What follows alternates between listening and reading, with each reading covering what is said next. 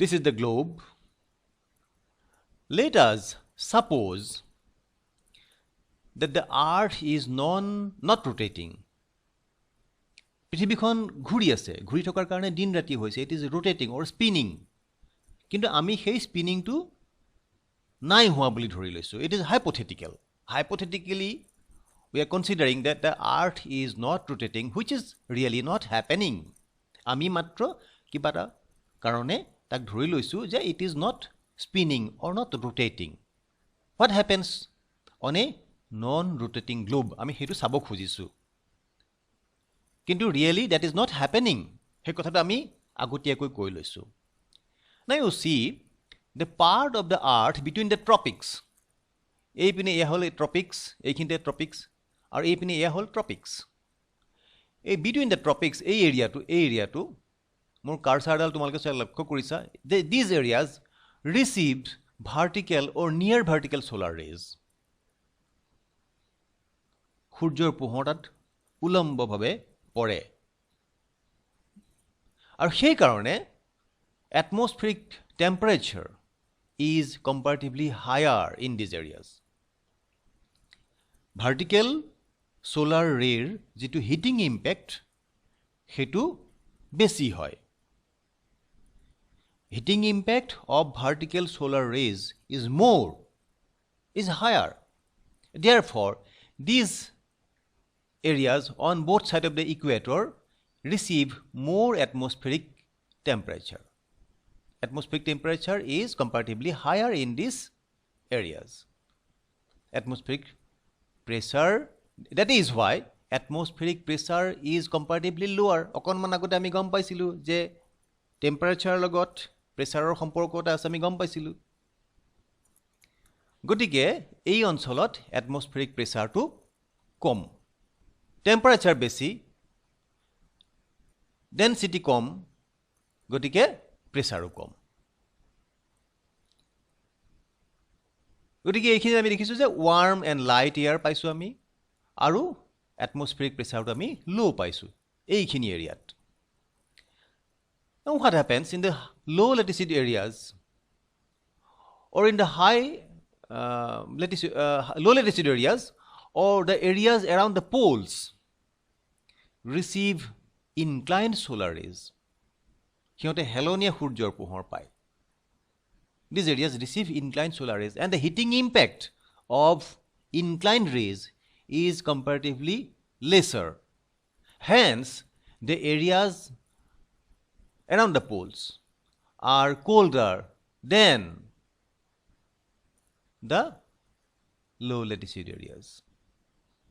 আৰু ইয়াত high pressure develop কৰিছে. Air is cold and heavy. Air is cold and heavy, and therefore high pressure exists in these areas. Now let us see on a non-rotating globe. We are considering a non-rotating globe. On a non-rotating globe, we find one low pressure belt around the equator and two high pressure belts in the polar areas. Altogether we have two high pressure belts and one low pressure belt. Altogether we have three pressure belts. Low pressure belt in the equator and high pressure belts in the polar areas.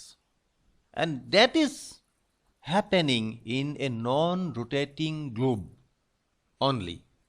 Remember, on a non-rotating globe, I am repeating, on a non-rotating globe, we have only three pressure belts. One at the central part, that means equator. It is a low pressure belt, and this is a high pressure belt. This is another high pressure belt. And this happens in a non-rotating globe only. From these slides, এতিয়ালৈকে আমি যিখিনি slide দেখিলোঁ তাৰ পৰা আমি এটা কথা বুজি পাইছোঁ. কেনেকুৱা কথা বুজি পাইছোঁ যে the low latitude areas or the areas on both sides of the equator or the areas between the tropics, একেখিনি কথাকে মই কৈ আছোঁ. low latitude areas বুলি কৈছোঁ এবাৰ কৈছোঁ the areas on both sides of the equator বুলি কৈছোঁ, আকৌ এবাৰ কৈছোঁ the area between the tropics. এই ঠাইখিনিয়ে they show low atmospheric pressure. Temperature বেছিকে পায়, গতিকে density কম, গতিকে প্ৰেছাৰো কম. The areas around the poles or the high latitude areas show high atmospheric pressure. That temperature com, air is cold and heavy, and therefore atmospheric pressure is high. The above 2 points say about the horizontal distribution of atmospheric pressure on the global surface. ইয়াত দেখা পোৱা গৈছে যে কোনোবা ঠাইত global সাৰফেসত কোনোবা ঠাইত pressure কম, কোনোবা ঠাইত বেছি. গতিকে আমি যে এই যে কৰবাত কম কৰবাত বেছি বুলি কৈছো, we are actually describing atmospheric pressure horizontally, and that type of distribution of pressure is called horizontal distribution of pressure. When atmospheric pressure is described over the earth's surface, we call it horizontal distribution of pressure. Remember, I am repeating, when atmospheric pressure is described over the earth's surface, it is called horizontal distribution of atmospheric pressure. এতিয়া অকণমান আগতে আমি যে এটা বেলুনৰ উদাহৰণ লৈছিলো, সেই বেলুনৰ উদাহৰণটোলৈ ঘূৰি যাওঁ. What we find, the atmospheric pressure shows variation when observed vertically. আমি যেতিয়া পৃথিৱীৰ পৰা ওপৰলৈ যেতিয়া আমি গৈ থাকোঁ বা পৃথিৱীৰ পৰা ওপৰলৈ আমি যেতিয়া atmospheric প্ৰেছাৰটো অবজাৰ্ভ কৰোঁ, তেতিয়া we find variation. Pressure সলনি হৈছে. It is highest at the surface of the earth. Atmospheric pressure is highest at the surface of the earth. And it decreases with height from the earth's surface. পৃথিৱীৰ সাৰফেসৰ পৰা যিমানেই উচ্চতাটো বাঢ়ি বাঢ়ি গৈ থাকিব, pressure সিমানে কমি কমি গৈ থাকিব. এই যে atmospheric প্ৰেছাৰৰ এই যে যিটো ডিস্ট্ৰিবিউশন observed, which is being observed vertically, সাৰফেসত maximum, লাহে লাহে ওপৰলৈ কমি কমি গৈ আছে, এই ধৰণৰ যিটো ডিস্ট্ৰিবিউশন, here I am describing atmospheric pressure in a vertical plane. So this is called the horizontal, not horizontal, it is vertical distribution of atmospheric pressure. Vertical distribution of atmospheric pressure when someone is describing atmospheric pressure following a vertical plane. But the earth is rotating. Earlier we took the example of a non-rotating sphere, but that was not really existing. Now I am coming to the reality. The earth is rotating. It is spinning. It is ঘূৰি আছে এটো. গতিকে what happens on a rotating globe? The rotation of the earth has affected the horizontal distribution of atmospheric pressure on its surface. Horizontal distribution to অকমান সলনি কৰি দিছে. আগতে আমি horizontal distribution to কেনেকুৱা পাইছিলো non rotating globe যে one low pressure belt in the equatorial part and two high pressure belts in the polar areas. হেতু কিন্তু সলনি কৰি পেলালে পৃথিৱীৰ rotationৰ কাৰণে. that is changed. Instead of 3 pressure belts, আমি কিন্তু এতিয়া অলপ বেছি pressure belt পাম.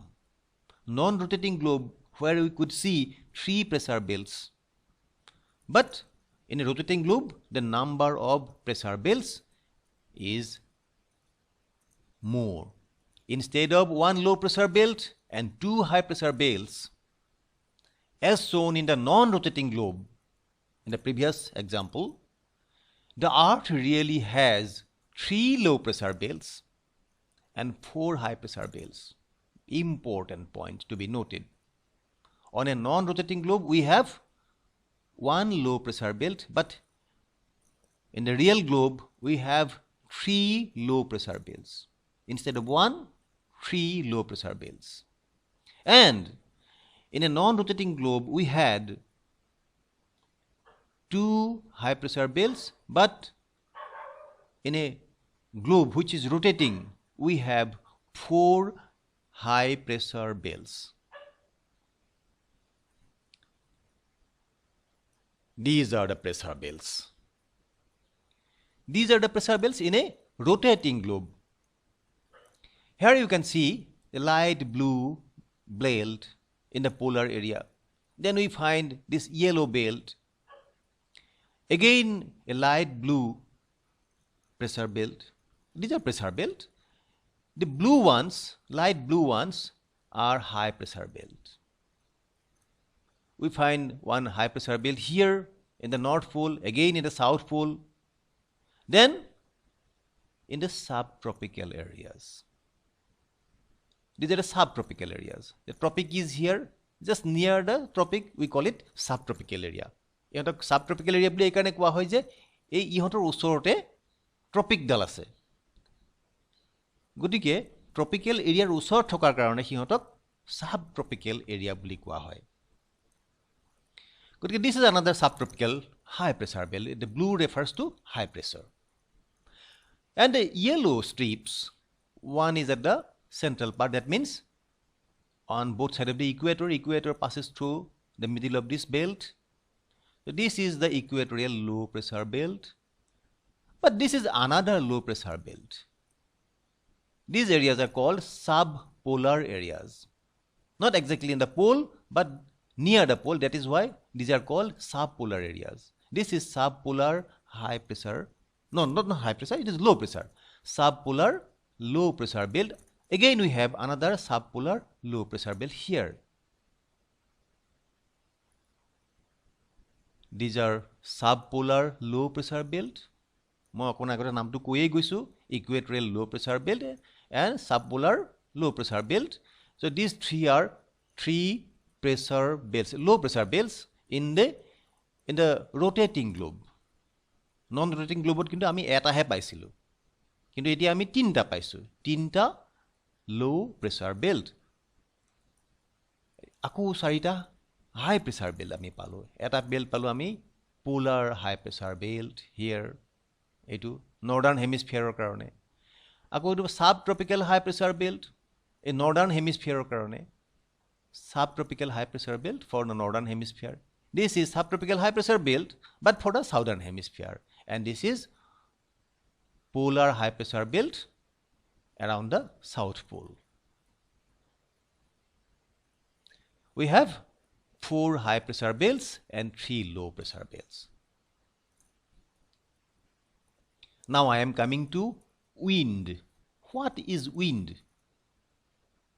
আমি কিছু কথা প্ৰেছাৰৰ সম্পৰ্কে পাতিলো বা প্ৰেছাৰ বেল্টৰ সম্পৰ্কে পাতিলো। Now I am coming to wind because wind has a very close relationship with pressure, atmospheric pressure. The wind is the horizontal movement of air that blows over the surface of the earth. Remember, it is the movement of air, but it must blow horizontally over the earth's surface. মাটিৰ সমান্তৰালভাৱে অনুভূমিকভাৱে ইহঁত বৈ যাব লাগিব, তেতিয়াহে আমি তাক window বুলি ক'ম। এটা প্ৰশ্নটো হ'ল, why does wind blow? বতাহ কিয় বলে? এঠাইৰ পৰা আন ঠাইলৈ যে এটমস্ফেৰিক মাছখিনি যে গুচি যায়, সেইটোকে আমি বতাহ বুলি কওঁ। কিয় বলে?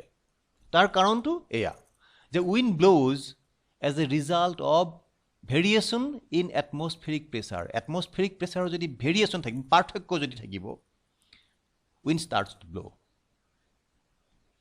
এতিয়া দুখন ঠাইৰ মাজত পাৰ্থক্য আছে, এতিয়া কোনখন ঠাইৰ পৰা wind কোনখন ঠাইলৈ বৈ যাব তাৰ কিবা ৰুল আছে নেকি? Is there rule of air flow? কোনখন ঠাইৰ পৰা এয়াৰ কোনখন ঠাইলৈ বৈ যাব? দুখন ঠাইৰ মাজত এয়াৰ পাৰ্থক্য, এয়াৰ প্ৰেছাৰৰ পাৰ্থক্য আছে, কিন্তু এটা কোনখন ঠাইৰ পৰা কোনখন ঠাইলৈ এয়াৰ বৈ যাব সেইটো জানিবৰ কাৰণে আমি এইটো চাওঁ যে wind blows from high to low atmospheric pressure. হাই প্ৰেছাৰৰ পৰা লো প্ৰেছাৰলৈ বতাহটো বৈ যায়।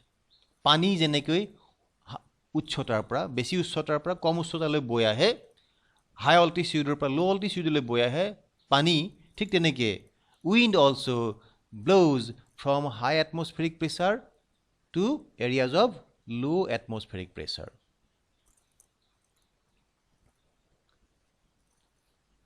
These are the pressure belts. We have 7 alternate high and low pressure belts. Is the alternate bili shobdotu kolu? Interesting. We have 7 alternate high and low pressure belts on the rotating globe. Alternate. Now you see, this is a high pressure belt. And next one is a low pressure belt. Again high, again low. High, low, high. They are arranged alternatively. That is why these are called alternate high and low pressure belts. And we can see the gap between these alternate pressure belts. A gap কিছুমান আছে. এই পিনে এইটো হল এটা pressure belt. This is another pressure belt. এইটো high pressure, এইটো low pressure. তাহাঁতৰ মাজৰ যে এই ঠাইখিনি এইটো হল এটা gap. এইটো এটা gap. ঠিক তেনেকৈ এইফালে আমি আকৌ এটা gap পাইছো ইয়াত. এইটো এটা gap between these two pressure belts. This is another gap. এই যে gapটো, এই gapটো হল একোটা wind belt. ইয়াত বতাহ বলে. Between these pressure belts, wind belts are there. Wind belts are there. We know that pressure difference causes air to blow following high to low pressure. সেই কথা আমি আগতে আলোচনা কৰিছো. As a result, wind belts are developed between these pressure belts. সেই কথা অকণমান আগতে কৈছো. এতিয়া আমি চাওঁ এই যে এইবিলাক হল কিছুমান উইণ্ড বেল্ট. প্ৰেছাৰ বেল্টবিলাক আমি ইয়াত দেখিলোঁ. প্ৰেছাৰ বেল্টবিলাকৰ কথা আমি ইমান সময় পাতি আছিলোঁ. এতিয়া আমি উইণ্ড বেল্টলৈ আহিছোঁ. এইবিলাক হল permanent wind belt. Wind blows permanently in these areas. Permanent wind belt is there. এইটো এটা, এইটো এটা, এইটো এটা, এইটো এটা, এনেকৈ 6টা আমি পাৰ্মানেণ্ট উইণ্ড বেল্ট পাইছোঁ. ইহঁতৰ প্ৰত্যেকৰে নাম বেলেগ বেলেগ আছে, কিন্তু দে আৰ পাৰ্মানেণ্ট উইণ্ড বেল্টছ. ইহঁতৰ নাম বেলেগ বেলেগ. আমি নামখিনি অকণমান পিছত পাম. আৰু ইহঁতক কোৱা হয় প্লেনেটাৰী উইণ্ড বা পাৰ্মানেণ্ট উইণ্ড বেল্ট. এইবিলাকক কোৱা হয় প্লেনেটাৰী উইণ্ড বা পাৰ্মানেণ্ট উইণ্ড. আৰু এইবিলাকক কোৱা হয় প্লেনেটাৰী উইণ্ড বেল্ট. তোমালোকৰ চিলেবাছত প্লেনেটাৰী উইণ্ডৰ কথা আছে. গতিকে this is a planetary wind belt. This is another planetary wind belt. This is another planetary wind belt. In this way we have 7 planetary or permanent wind belts. There are 6 permanent wind belts. এতিয়া বহু ষ্টুডেণ্টে আমি লক্ষ্য কৰিছোঁ, বহু ষ্টুডেণ্টে এটা ভুল কৰে. তেওঁলোকে উইণ্ড বেল্ট আৰু প্ৰেছাৰ বেল্টবিলাকক একে বুলি ভাবে. Remember, the pressure belts and wind belts are not the same. They are different. Pressure belt is something, wind belts are something. They are not alike. একে বস্তু নহয়. বহুতে দুইটা বস্তু একাকাৰ কৰি পেলায়. প্ৰেছাৰ বেল্ট আৰু উইণ্ড বেল্ট বেলেগ বেলেগ বস্তু. সেই কথাটো তোমালোকে বুজি পাব লাগিব. সেইকাৰণে সেই বস্তুখিনি বুজাবৰ কাৰণে মই কেইখনমান অতিৰিক্ত শ্লাইড বনাবলগীয়া হৈছে. Now you see the pressure belts. These are the pressure belts. সেইখিনি আমি কৈছোৱেই. And these are the wind belts. এতিয়া আমি উইণ্ড বেল্টৰ নামখিনি ক'ম. উইণ্ড বেল্টৰ নামখিনি আমি এতিয়া কৈছোঁ যে এইখিনিতে এই হাই প্ৰেছাৰৰ পৰা ল' প্ৰেছাৰলৈ বতাহ বলিব. এই এৰ'বিলাকে বতাহৰ দিশটো দেখুৱাইছে আৰু সেইখিনিক কোৱা হয় পোলাৰ ইষ্টাৰ্লি. এইখিনি কোৱা হয় পোলাৰ ইষ্টাৰ্লি. আকৌ এইফালে আমি দেখা পাইছোঁ পোলাৰ ইষ্টাৰ্লি. এই polar easterly, this is for northern hemisphere and this is for the southern hemisphere. তাৰপিছতে আমি দেখিছোঁ westerly. Westerly belt, this is the belt of westerly. Again we find a westerly belt in the southern hemisphere. In this westerly belt, wind blows from the subtropical high pressure belt to the subpolar low pressure belt. সেই ধৰণে একে ধৰণে ইয়াত দেখিছোঁ যে এই this westerly belt, wind is blowing from subtropical high pressure belt to subpolar low pressure belt. And this is the belt of the trade winds. Trade winds blow between the subtropical high pressure belt to the equatorial low pressure belt. This is for the southern hemisphere and this is for the northern hemisphere. These are the names applied to the permanent winds known as polar easterly, westerly, trade wind. একেখিনি বস্তু আমি উত্তৰ গোলাৰ্ধত যি ধৰণে পাইছো দক্ষিণ গোলাৰ্ধতো সেই একে ধৰণে পাইছো।